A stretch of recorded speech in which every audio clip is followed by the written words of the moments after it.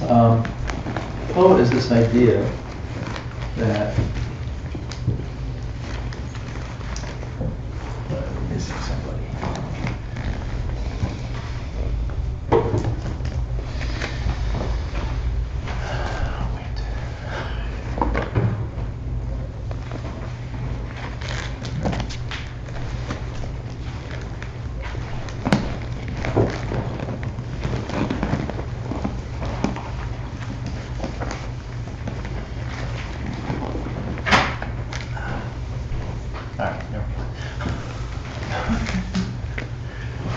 So Po is this idea that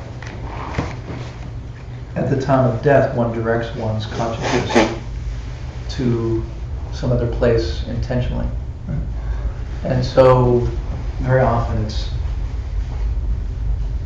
thought by people who, I don't want to say this, people hear about Po and they think it's a good easy practice, and it's, oh, I can get enlightened by doing Po practice, or oh, I can avoid a bad rebirth by doing Po practice, or I can use Po practice to realize my spiritual goals.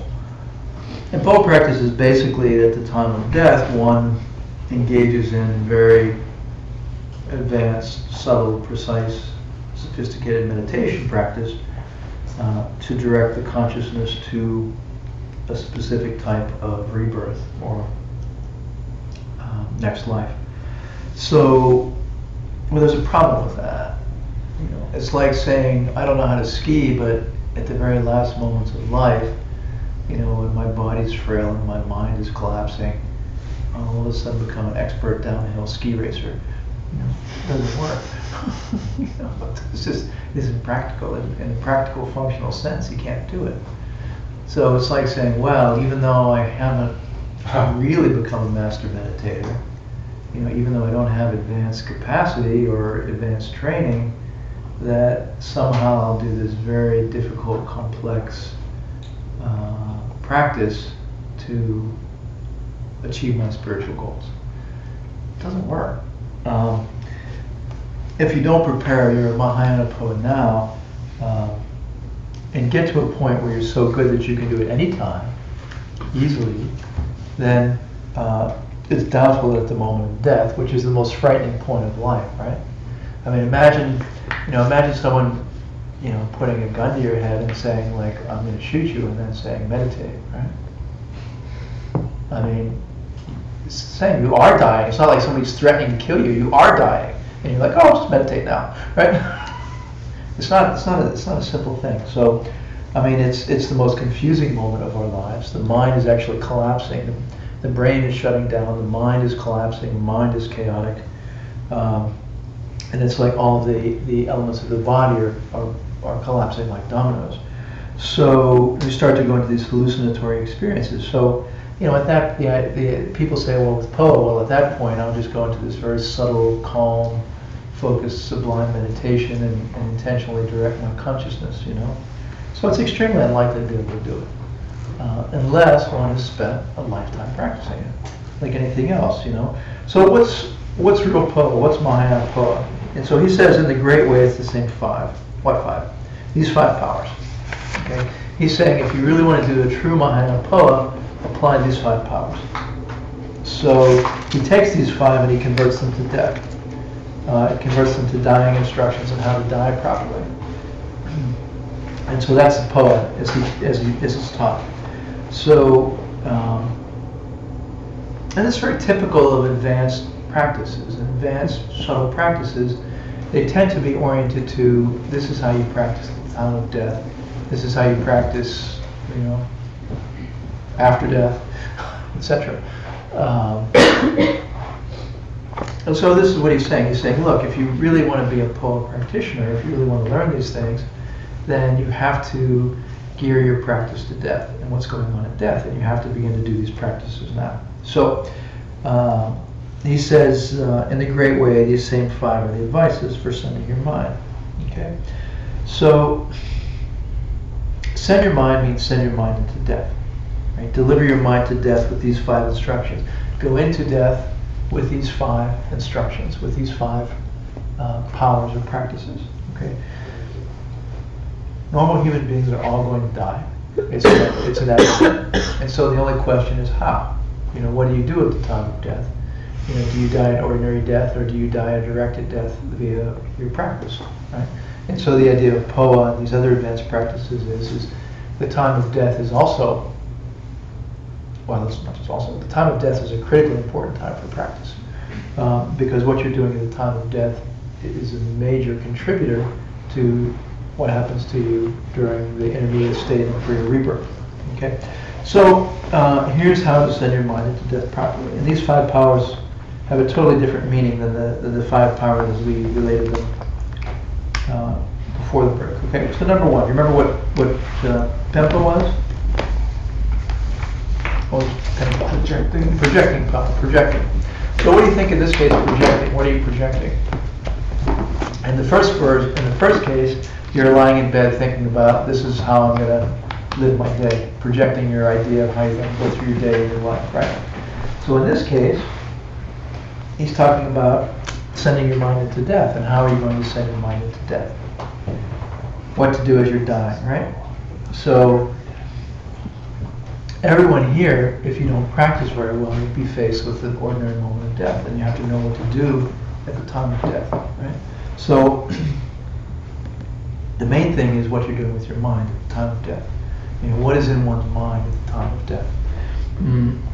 So to die well, you have to know these instructions quite well, and you have to be very well versed in them and very well practiced in them. Okay. Like if you get hit by a car, these things have to be in your mind so that they immediately flash into your mind, right? As you get hit by the car and as you die. So it has to be very deeply ingrained and very thoroughly imprinted into your mind, right? So, it always, death always comes at a time when you're not expecting it, right? It's like when I was, I mentioned before, when I was in the elevator, and the elevator is stuck and it's filling with smoke, and you're like, oh damn, I was just going to work. I was just getting in the elevator to go to work, and now I'm going to die. This is how it works. It's just like ordinary things, right? You guys cross the street to get to the other side to go to a cafe, and then you die in between. This is what death is. It's between 2 ordinary things, you die. So you have to be ready. It always comes at a time when you're not expecting it. So when we pass into the bardo and beyond that, we have to have a certain thought in our mind. We have to send our mind into death and the intermediate state and beyond with a particular thought in our mind. What do you guess it might be? Of other people. What about other people? Help other people. Yeah. This thought of, I am going to spend my existence making sure that everyone else is happy and has everything that they need, and having this love and compassion for other people, right? So to keep that thought in one's mind as one goes into the death process is critical, right? As one is dying, as the mind is breaking down, and as the body is shutting down, to think, I'm going to help other people, let me serve other people. I exist to serve and help other people, and to love and be compassionate towards other people. Right? So that's the very best thing to die with in your mind. The most powerful thing you can die with in your mind. So there's nothing more mystical than that. Nothing more mystical than that exists as a practice. Right? There's no higher mystical practice than going into the death process with the idea that, I'm dying and I'm going through the bardo and I'm taking rebirth to end all suffering everywhere for all beings. Right? So when the time comes to die, we're ready and we don't lose our intention to become an enlightened being to help everyone else. That bodhicitta, right? So that's Pempa here means to plan ahead for your death, right? Right? And how is it that as the mind is short-circuiting and the body is shutting down that we're going to be able to remember that? It's by practicing it, right? By practicing it over and over and over again as you go to sleep every night, as you go through the day, right? So you have this deep habituation and you understand what you're supposed to be doing, and so when the time of death comes, whether it's slow or fast, it naturally comes to the mind, and then the mind is naturally reflexively reaching or expressing the impulse of, my life is about loving and serving and being compassionate towards other people, right? So like that. That's the first one. Okay, number 2 was the power of habituation, right? Getting used to cherishing others first, in the in the first sense. So, any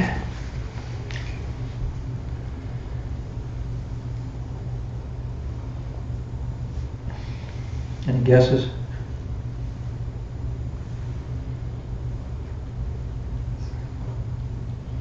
It's the same thing I just said. It's the habituation practice, right? If you don't do it, the mind is short-circuiting. The mind is shutting down. There are hallucinations occurring to the mind, right?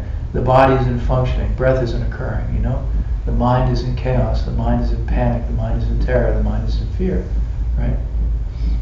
And yet, we want this thought to occur in the mind, right?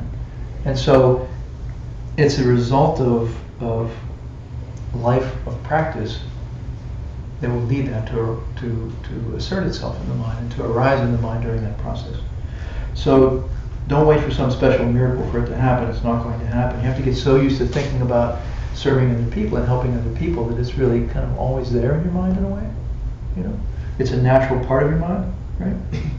So that even as you're going through this terrifying process of death, the habit exists in the mind. The habituation is in the mind, that it's expressing itself, and it's arising in the mind, right?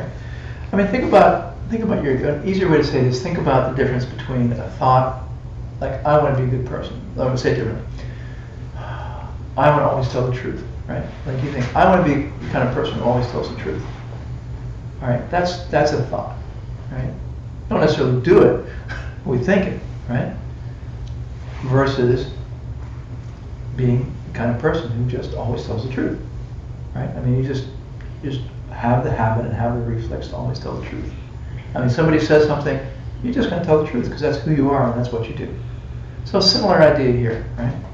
Like, it's not like, oh, I'm dying and I have to fight my hallucinations and I have to think, let me help other people as I go through this terrifying, frightening experience. It's just, it's part of your character and it's part of your being. Right, and so it's there, you could say, in a way, and it's naturally a part of your mind and what's there. Yeah. So is the practice, like obviously it changes and evolves over time and is directed at different people and different types of people with varying relationships with you, with relationships in varying degrees of closeness, I mean, but at the time of your death, like what I'm envisioning is like someone in a hospital, in their deathbed, they're surrounded by their family. So if their consciousness is leaving their body, is the thought directed in a general sense at humanity? Or could it also be like, oh, I want to try to make this easier for my loved ones or something of that nature? You mean for the dying person or for the ones who are left? The person who is dying. Would the thought be a general, like would the good thought be, would the habituated thought be, oh, just like a general, I want to do good for others as your consciousness is going through all of this? Or would it be something more specific? For example, how can I make this an easier transition for my family who's left behind? Yeah. So what we're saying is as you go into the death process, it doesn't take long before you're not able to think rational thoughts. So as the brain is short-circuiting, for example, you're not having rational thoughts, you see. I mean, if you think of the brain as the basis for the functioning of the body or the mind, or the basis for the basis for those things, and then the basis is no longer functioning, right? The electrical circuits are misfiring, et cetera, et cetera, et cetera. Then there are no normal thoughts associated with that organ, So it's just like a subtle state of being rather than an actual thought? It's not like a quote in your mind, like a line you would say or think, but like a subtle state of being? It's very interesting. It's a very profound question because as one gets into more sophisticated Palo practices, particularly the secret, and at the level of the secret teachings, the level of practice and the level of habituation has to be almost at an energetic level, right? Not at a verbal level. Right. You know, we're having a verbal, conceptual conversation, right? I want to help other people. What's the emotion associated with that? What's the energetic impulse associated with that? See? What's the subtle underlying basis of that? So as we look at these things, and as we talk about these things, we're talking on a certain level, but it also carries down to other levels. It's the same principle, right? So, and this ties into the third power. So since you asked, to really nail it very specifically, it's important to be so deeply habituated that you don't have to think thoughts about it. Because you can't and won't be thinking thoughts at a certain point. You could say very early in the death, I mean, if you think of the death process, you know, at a certain point you're thinking thoughts. You know, you're still rational, you're still coherent, you're still breathing, and you're thinking, oh, this is, I want to benefit all sentient beings. And there's a quote later from Geshe Chikawa later during his death process as he was doing this practice that we'll talk about.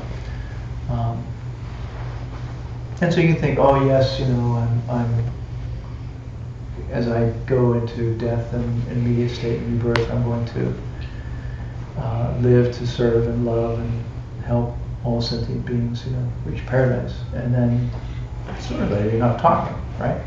And you're not thinking and breathing and all the rest. So there's a progression from coarse to subtle, breakdown and shutdown. And so when we talk about it, we have the corresponding levels of practice. So at a very first top level of practice, at a crude level of practice, when you're in the hospital dying, or when you're lying in the car smashed and dying, or whatever it is, can you generate the thought while you're still capable of thinking, oh well, I'm dying now and I want to have my death serve everything be, and then etc. as you go on. So that carries us into the other points, which we'll talk about now. So the third point, the force of pure white seeds, which, as we said, is in the former presentation, was collecting powerful virtues and purifying negative karmic seeds, right? So in this case, at the level of POA, it is about having a very clear mind and consciousness when you die, to die clean in a way, to die with a clean conscience. And so to die without any kind of attachment to your things, people, money, fame, reputation, body, etc. Because the thoughts you have in your mind as you're going into the dying process have a very significant impact upon the type of experience you have in the intermediate state and the type of rebirth that you take. So, and we have to talk about it. So, it's very important to have this attitude as one is going into death. I don't have anything. My clothes, my money, my house, my stuff. God bless. Everybody take it and enjoy it. I hope it helps you. I hope it benefits you. My body. I'm done. I don't need it anymore. I hope the insects enjoy it. Let them have it. I'm not attached to any of it. I don't need any of it. So goodbye. Nice knowing you. I give it up. So, whatever virtues we have, whatever goodness we have, to offer it to holy beings, and to offer the good things we've ever done in our life to teachers and lamas, and to die clean and to die with nothing and to offer everything. So completely clean mind, completely clean conscience, right? So all possessions are given up, all the good things are given up, all the bad things I did, I'm sorry, I regret it, I sincerely, feel regret, and to die of any kind of possessiveness. So this is what this refers to at the level of the death process in POA. It's very dangerous karmically to die with any kind of attachment, because those thoughts trigger certain other karmic seeds. You know, to have feelings of attachment or other afflictions at the time of death, there are corresponding energetic effects in our subtle spiritual body, and those thoughts contract your subtle channels and your subtle spiritual body in the wrong way at the wrong time. And then what happens is at the time when we are essentially transitioning to our next body and our next life, the wrong karmic seeds and the wrong subtle body is configured, and then we are thrown into our next rebirth with a lousy realm or a lousy body or a lousy whatever. So the time of death and the thoughts in our mind at the time of death are critically important to the type of rebirth that we have, the realm that we're born into, the type of body and being that we are in that realm. And so you have to die clean and happy. And so that's what this one is referring to. Okay. Then number 4, ripping the heart out, Sunjimpa. This is referring to smashing your negative karmic seeds, right? And I mean, I've had people who come up to me and say, you know, my dad's dying. You know, he's an angry person. You know, he doesn't believe in any of this stuff. You know, what should I do? You know, he's going to die and I don't want him to suffer. And Holy Ken Rinpoche was very clear in saying that you have to teach them to clean their seeds before they die. You know, they don't have to believe in anything, but get them to talk about the worst things they've done in their life. You know, and to in some way confess it and clean it, and acknowledge it, so that, you know, it's the Catholic idea is correct in that regard. You know, you want someone there that you confess to, and you say, I did these things, and I'm sorry, and I regret it, and that's a form of karmic purification. That's an element of karmic purification. And so cleaning it out like that, you know, I've never told anybody about this in my life. It was a mistake. I shouldn't have done it. You know, I'm sorry I did it. You know, and I want to die clean. So, you know, if you have vows, knowingly breaking your vows, confessing that type of thing, dying with a clear conscience is very important. So the most important element of this is actually feeling that you're clean and feeling that you have removed those negativities from yourself. That's a huge part of it. Right? So Rinpoche really emphasized that. It's very important to go into death that way, dying with a pure conscience and a pure heart, feeling like you've released the negativities. So that's the 4th point.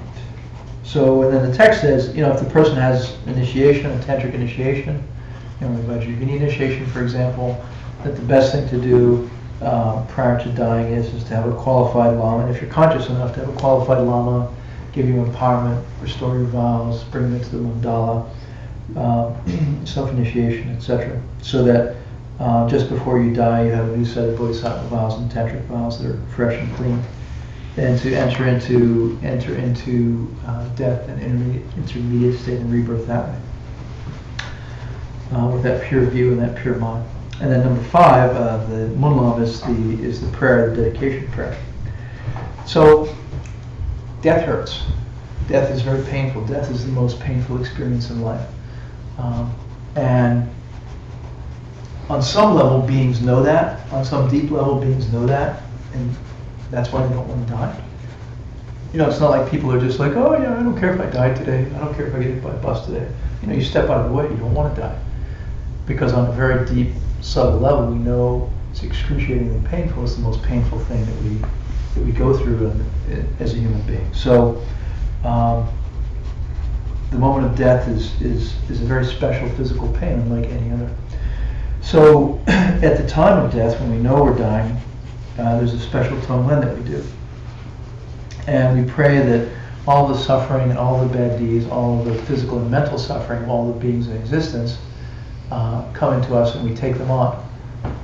And that as we're experiencing that special terrible pain of death, that we are using that pain and we are using that process to do tonglen to take on all the pain of the world and all the suffering of the world. And so I'm dying to take on all the pain and suffering of the world. I'm dying to take on all the problems of the world. I guess you can say it's a little bit of a Jesus thing, right? He was onto something there. It's interesting, not just Jesus, Ezekiel, Isaiah, they all said, use your suffering to deepen your spiritual awareness. Yeah. And, as all the Buddhists do too. Yeah. So all of the physical and mental pain of the entire world should come into me and die with me. As I die, all of these things should come into me and die with me and be clean from the world, right? So that's the most important part of the poem, is dedicating death to destroying the suffering of the people. Right? All their bad deeds, all their negative karma, all their pain is sucked into me and dies with me. Right? And dedicating my death to that. And then when the pain comes, to remember that and to think like that. So that's very profound, especially if you think about the nature of reality, the nature of perception.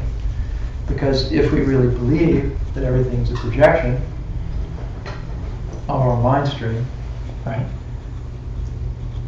Essentially, you are withdrawing your projection and purifying your projection, right? So you can chew on that one. Okay, last line says, cherish the act. And, when Lord Buddha pretended to die, I guess you would say, there wasn't a lot of wailing and gnashing of teeth and screaming, and it's sort of a very peaceful, quiet, serene affair where he lay down on his right side and it's called the lion's posture, and peacefully passed. So this is what the last part of the verse refers to: cherish the act. It was as you're passing, lie down on your right side and in this posture and essentially act like a Buddha as you're passing, quietly, peacefully, serenely, thinking about helping other people.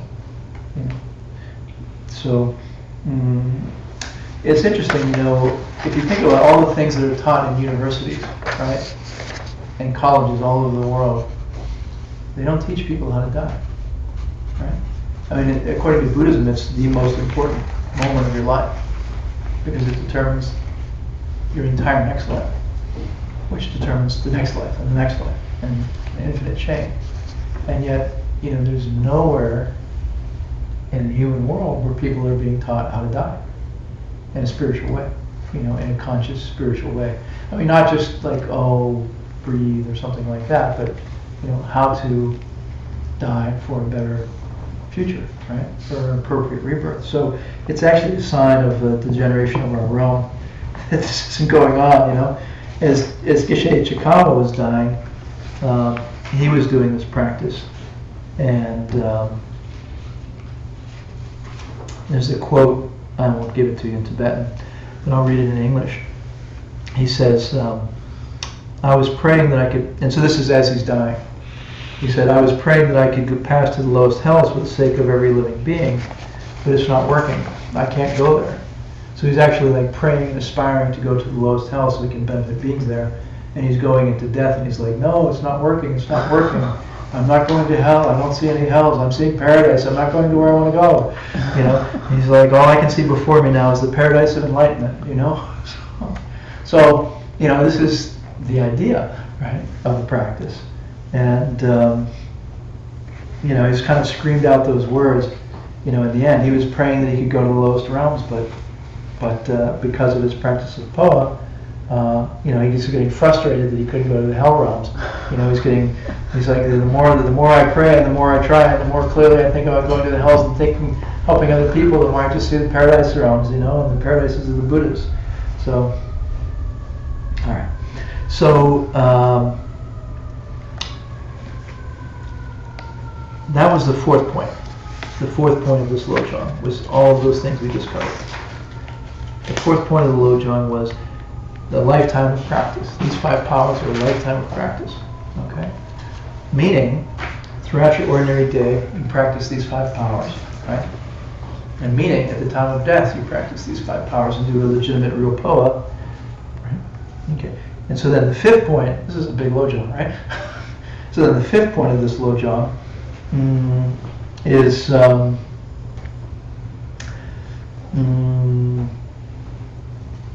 me find the lines.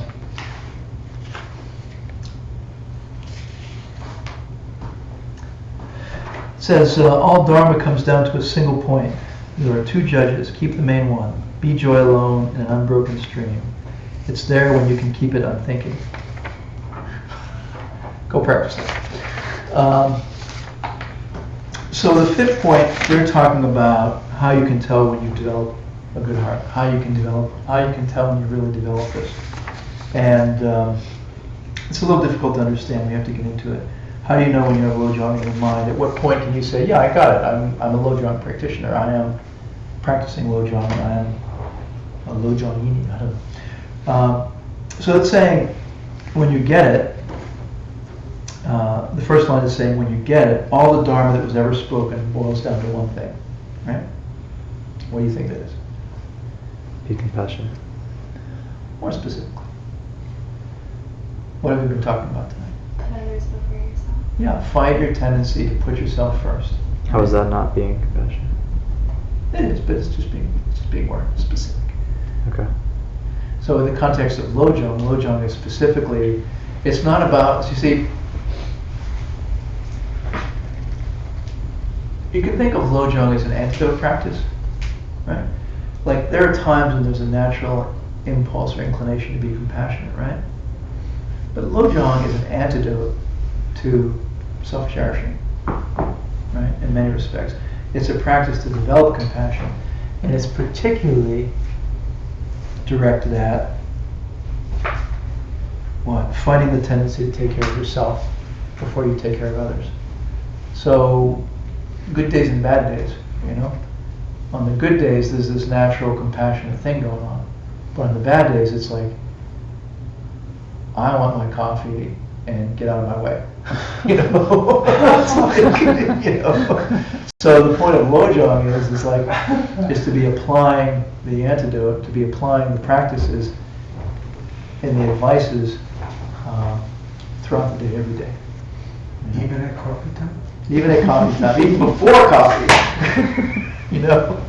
So it really is about fighting a tendency, fighting an impulse, you see? And the impulse is to ignore other people and take care of ourselves.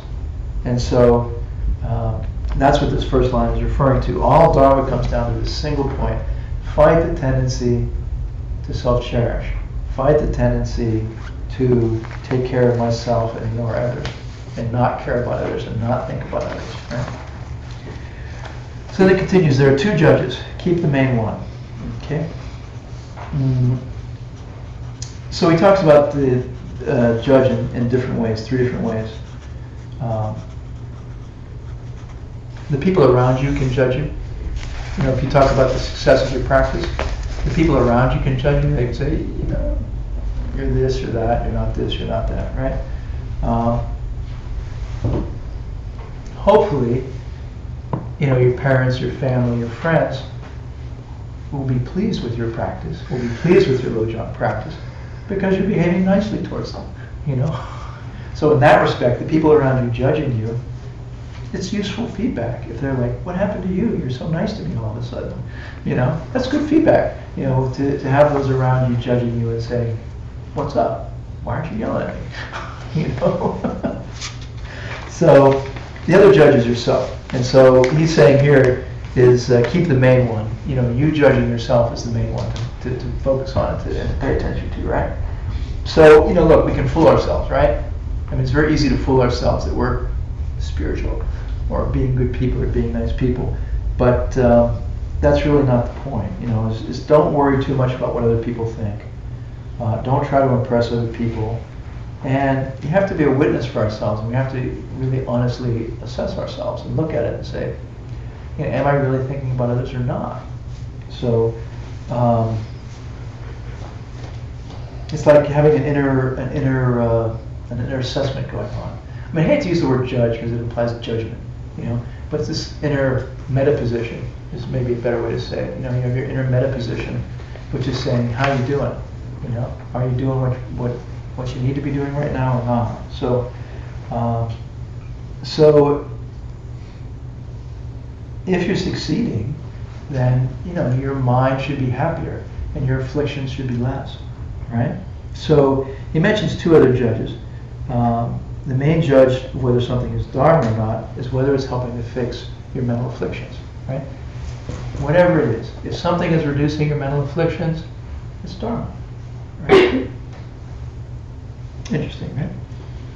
So anything that helps lower your negative emotions is dharma. So for you, right? So if it lowers your tendency to be jealous, to be angry, to be ignorant, then you're practicing dharma. That's your dharma. So if you have a mind which is saying, "Oh, I memorize the prayers and I recite the prayers and I chant the prayers better than that," then it's increasing your jealousy or your pride or whatever. And it's not dharma. In fact, you turn dharma into something other than dharma, right? So it's like that. So you have to judge whether your practice of dharma is successful or not, whether your mental afflictions are getting less or not, right? Are you becoming happier? Do you have fewer negative thoughts? And if so, then you could say your LOJONG is successful and you're a good LOJONG practitioner. That's the real test of whether you succeed, is whether your negative thoughts are becoming less and less, and whether you're becoming happier and happier. Which is not to say that you don't have bad days and bad weeks and bad years. You might have a really miserable year where everything sucks and it's a struggle all the time, and you're working really hard and you're practicing really hard, and it's just hard, But when you come out of that and you look back, you say, "Oh, I'm cleaner. I'm cleaner, I'm stronger, I'm more capable, my spiritual capacity's increased," right? So, Rome wasn't built in a day, and you don't clean 84,000 mental afflictions out of your mind in a week, right? It's just that way, right? They've been there for a million years, millions of years, right? It's not like you're going to get rid of them all in a month or a year. I mean, it's a lot of work, right? So, but we should be increasingly progressing, increasingly happier and seeing the progress. And, I mean, I tell a story about my wife. I shouldn't, but, my wife is a practitioner. She's like always like aspiring for flashing lights and things. She's like, "I want to meditate. I want to see flashing lights. And I want to have a cool mystical experience." And so years ago, she went to speak to Holy Rinpoche, and he was talking to him, and she was, sort of in that vein. And he's just like, "Oh, Alice in Wonderland." He said, "Look at your mind. What about your mind? Is it better than it was a year ago? That's all." So, she's like, "Oh." That's it, It's like that, right? You can have a bad year. Anyway, so the next line says, "Be joy alone in an unbroken stream." All right. Be joy alone in an unbroken stream. So karma doesn't work immediately. Seeds are planted, they take a while to ripen. Things could go really well, things could go really badly. Don't get too up and don't get too down. I mean, shit happens, as they say, and don't get depressed. Don't get so depressed, hang in there. I mean, karma changes, karma wears out, give it time and everything changes, right? Whether it's good or bad. Whatever good things are happening came from the past, me of 30 years ago or me of 30 lifetimes ago, I don't know. Whatever bad things are coming to me came from me of 30 years ago or 30 lifetimes ago, right? 30 weeks ago. So it's not connected to the current situations. It's all being driven by past karma. So, you can be thrown off balance. They're saying try not to be thrown off balance, try not to get too screwy about it all. It takes time for karma to kick in. So if you're engaging in virtuous spiritual practices, they cannot produce negativity. It's impossible, right? So over a length of time, things get better and better in your life if you consistently practice virtue and you consistently practice the LOJONGs. And so they're saying don't get overly excited, don't get overly depressed if really good things happen all of a sudden, really bad things happen all of a sudden. Just keep your joy. If shit happens, keep your joy. Great stuff happens, keep your joy, but don't go nuts, So it's very hard, especially, with people who are close to us. The closer people are, the harder it is, right? Partners or family or whatever. It's, you know, it's when things aren't going well, it's very hard to lose your joy. So just don't get distracted and know that it's coming from the past, and you know, stay the course and keep being virtuous, right? Just have to concentrate on keeping a happy state of mind. Concentrate on keeping a virtuous state of mind. You know, and so what they're saying here is, especially when the crap is hitting the fan, you know, that's when you have to really make efforts to keep your joy and stay virtuous. Concentrate on that to create a good future, right? Okay. So it's there when you can keep it on thinking.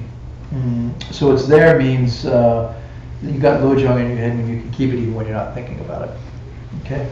So the text uses the example of someone who's riding a horse. You know, if you get a novice who's riding a horse and he gets distracted and he waves to somebody, they fall off the horse typically. You know, whereas if you have an expert rider, you know, you can be riding bareback and it doesn't matter, and you can be shooting an arrow or looking around or talking to people, and the horse moves and the horse adjusts, and you just naturally move and you naturally adjust, and you don't even have to think about it. It's something reflexive. So they're using that metaphor.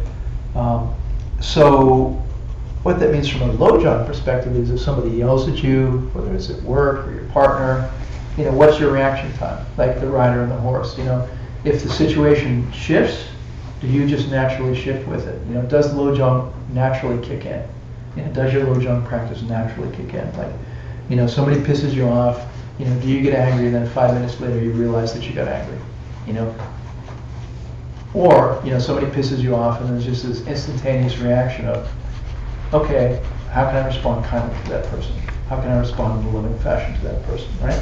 So, you know, you're doing it so often and so regularly and so frequently that your natural response is just kindness. You know, whether somebody's good to you, whether somebody's nasty to you, your natural response is kindness, you know? So,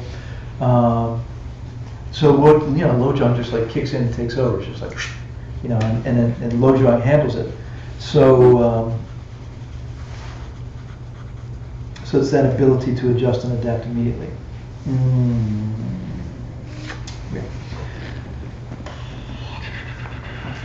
All right, then there are a lot of advices after that in the text. If you look at the reading, there are like 18 little rules of the game for lojong that follow in the reading and in this text. It says it's kind of like little spiritual advices. Some of them are clear and some of them aren't. The ones that appear to be clear aren't. It's just a misunderstanding. So we'll do a few of them tonight. I don't want to go too late, and then we'll do the rest later. Okay. Just do it quickly. Let's see. These are going to be from the 6th and 7th points of the lojong practice. Okay, and 6 is pledges for developing the good heart. So I'm going to save that and jump over it and do some of the advices that are in the 7th point of the lojong practice. Okay, so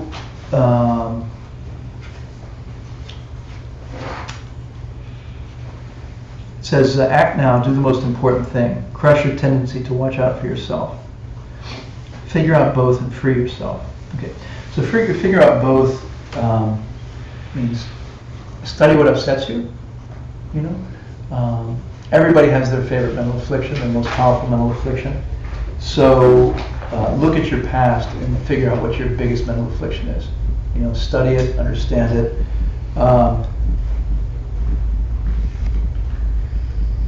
Whichever one gives you the most trouble, right?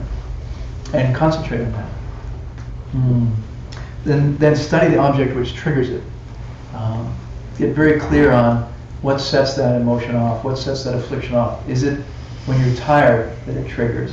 Is it when you haven't eaten that it's triggered? Is it when you had too much sugar that it's triggered? You know, is it whatever that triggers that affliction, right? Figure out the object toward which you have, if it's jealousy, figure out the whomever you have jealousy towards, you know, and figure out the things that trigger that jealousy, right? You know, when do I start to get jealous? You know, how often do I start to get jealous? What kind of activity causes me to get jealous, right? All those sorts of things. What are the circumstances? So you identify the mental affliction, and you identify the things that trigger it, and the ways of thinking that trigger it, and things in the past which have triggered it, right? And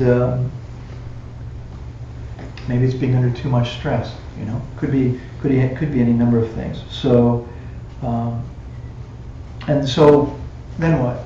Then it's acknowledging two things. First of all, that you swore to be a bodhisattva, and you're supposed to be seeking the happiness of every living being, right? I mean, I swore that I would pursue every living being's happiness, and then they get some happiness, and I don't like it, right? So it's studying the affliction and looking at the antidote, analyzing the mental affliction, and recognizing what the problem with the mental affliction is. It's like, okay, here's my big affliction. Here's what it stores. Here are the circumstances that trigger it. What's wrong with that? Oh, what's wrong with that is I'm a sworn bodhisattva, and it's really stupid to be upset when people get the thing that I swore to give them, right? So it's just basically doing some thorough analysis like that, right? So it's he says figure out both. So that's how you figure out the first part. And then figure out how to stop it in the future is the second thing, second part of the both that he's referring to. And then basically, for the future, you go for the smallest form of that mental affliction. Like when you're looking at your past mental affliction, you think, what was my grossest mental affliction, right? And when you're trying to work on it for the future, then you start small. You start small, start trying to fix it, right? Like, let me find a small instance that I can fix, right? Let me not find some huge rock that I have to chip away at. Let me just find a little pebble that I can deal with here to fix this mental affliction, right? So so think about and plan how to prevent just a small little form of that mental affliction from occurring, and then work on preventing a little small form of that mental affliction from occurring. So, and then free yourself means you don't have to think like that anymore if you do a good job. So once you've analyzed your past and started working on mental afflictions in the future, then you free yourself because you get rid of the mental affliction. Okay. Okay, let's see. So the next one says, stop thinking about, let me read it.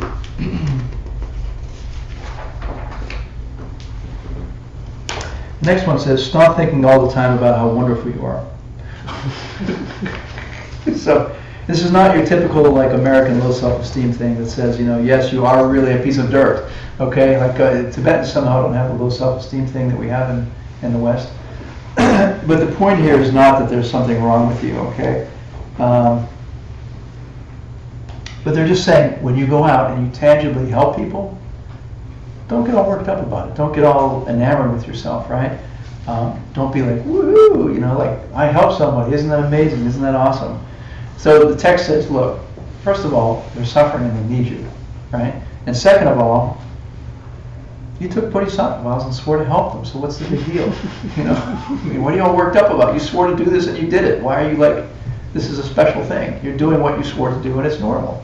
So don't get all like, I'm special now because I helped somebody. So like that, they're dying. I mean, they're like literally dying from their affliction. So, yeah, you helped them. That's great, but don't blow it up. So they need you. You swore to it. You did it. It's wonderful. That's all.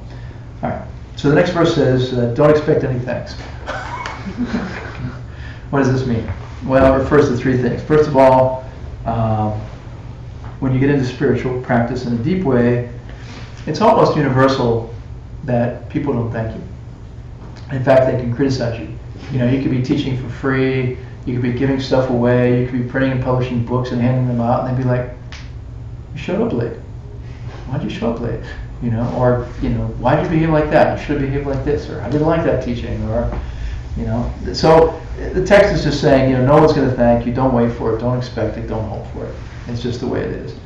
I mean, you could go to work for 15 years, give all your money away, teach endlessly for countless hours, and then, people just turn around and criticize you because you didn't do this other little thing over here. So don't expect any credit. Just do it. It's your honor to do it. You took a vow to do it. Just do it. And then don't expect help from other people. it's very typical that, that people show up and they're like, oh, that's great, thanks very much, I'll see you later, and they don't help. So I said, that's just how it is, don't expect help, forget it. You're a LOJONG practitioner, it doesn't matter. If somebody helps you, nobody helps you, you're going to do it anyway. And it's very liberating to get to the point where you just don't care if anyone thanks you or helps you, you just do it because it's the way you want to live, and it's how you are as a being, and you're going to just do it anyway. So this line is saying, don't expect anything nice. You spend 25 years. I mean, there are students like Rinpoche taught for like 25 years, and there are students I think who never said thank you. In 25 years. Yeah. I mean, it's lovely to hear that teaching, but it's so hard to practice. I mean, I'm just thinking about like with kids. It's like, yeah, you don't thank, and then it's like, why aren't you thanking me for this thing I'm doing? I fed you for 20 years. I've clothed you for 20 years. Housed you. I get all my money, all my time. I don't get any thanks. Yeah, like that. Well, the scriptures, compare non-Aryas to kids. Yeah. And like, so in the way that a kid just doesn't know any better, we don't know any better. I should speak for myself.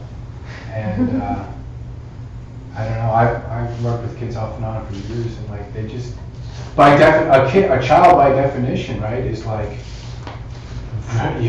in some ways children are brilliant and their minds are very sophisticated, but in some very practical ways they're simple-minded and incapable. By definition they're lacking awareness. Oh, but look at us. We're all adult children. Well, that's what I was saying. That's what the scriptures call us. But even in a practical sense, I mean, I don't want to show of hands, okay? How many people here have thanked their parents for raising them? No hands, no, I don't know. Right? I mean, 50 years, 40 years, 30 years, whatever. How many people have said, Mom, Dad, thanks for clothing me for 20 years. Thanks for feeding me for 20 years. Thanks for giving all your savings up for me. Thanks for not having any free time for a decade. How many of us have done that? That's exactly what we're talking about. Right? So, man. Okay. So, but then, part of the point here of being a LOJONG practitioner is if you want reputation, if you want fame, if you want praise, if you want acknowledgement, it ruins it. Because then you have a different motivation, you see. So, it's classic Kadampa LOJONG behavior. You just do it quietly, don't make a big deal, don't expect praise, don't look for praise or acknowledgement or anything else. You're not concerned about whether your good deeds are public, whether anybody acknowledges them. That's it, So, I'm just going to touch on, there are 18 pledges. I'm just going to start to mention a few. There are 16 lines for 18 pledges. The first line has 3 in it. And so, the first is never contradicting something you've committed yourself to. Mm-hmm. Never placing yourself in a dangerous situation, and never falling into the habit of discriminating between others. So discriminating between others as in, I'll help the people I like, and I won't help the people I don't like. And it's very easy. You see like a really nasty, stinky homeless person, and you don't want to go over and talk to them, right? You don't want to go over and say, what do you need? I mean, you want to talk to the person who's sort of approachable, and who looks better, and who seems less crazy, right? But this is what they're saying is people need help, don't make distinctions. Don't discriminate between people that need help, right? So, all right. So, the first part of those is don't diss your vows. You have Praktimoksha vows, you have Bodhisattva vows. Don't ignore them. Don't diss them. Don't think I'm some kind of like great LOJONG practitioner. I've got all these mystical LOJONG verses. Now I can ignore my vows, and now I can just not follow my Praktimoksha vows. Okay. So no crazy wisdom stuff is rule number 1, because people read these mystical lines and they're like, oh, now I can do anything because I've gone to is, whatever it is, right? So don't make the other rules irrelevant. So number 2, don't place yourself in a dangerous situation. LOJONG says, look, you have to cherish yourself, you have to cherish your body, you have to cherish other people. Don't do crazy things. Don't go sleep in the streets. Don't go live in a cave. If you want to see emptiness, you need to be reasonably comfortable. You need to be reasonably well-fed. You need to have time, space, comfort, human body that's in good shape. So take good care of your body and take good care of your circumstances, right? Don't do anything which endangers your body. Don't hurt yourself in any way. Rule number 3, don't make your lojong selective. Mentioned. Number 4, change your mind and stay the same. Last one. Change your mind and stay the same. Inside yourself, you're changing, right? You're changing your internal landscape. You're changing your mind, right? Stay the same. Other people don't know what you're doing, right? Right? Other people have no idea what your inner landscape is, other than your good deeds, right? So you have to undergo major changes internally, because you don't want to continue to live in the suffering realm, and you don't want to die in the suffering realm, and you don't want to be reborn in the suffering realm. So, knowing where this world comes from, knowing what true causes are, take responsibility for the future by collecting the appropriate karma, right? By practicing lojong. So, those 3 thoughts have to cause major changes in your mind, and all of those are internal. So you're Joe Schmo on the outside, you're dressed like a normal person in a t-shirt and jeans and, your sneakers or whatever else it is, but on the inside you're a profound practitioner, right? And no one can tell what you're up to other than the fact that you're, more kind, more patient, etc. than others. So, okay, I'm sorry we went late. It was because it was Paul's birthday and we had cupcakes.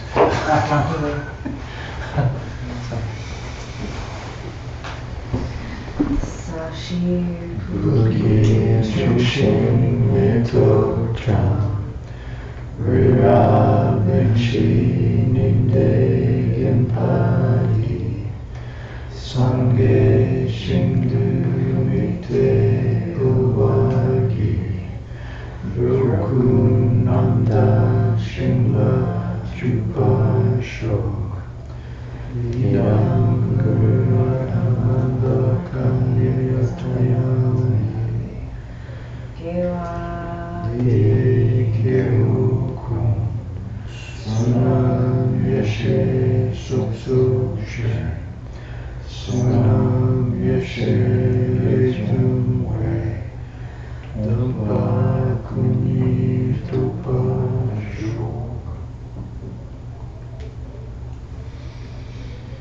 By the power of this teaching and by the power of our intention, by the power of the truth of karma and emptiness, may we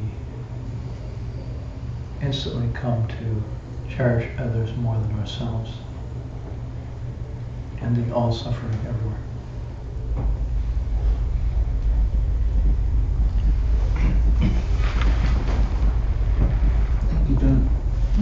Thank you. Happy birthday. You look so young.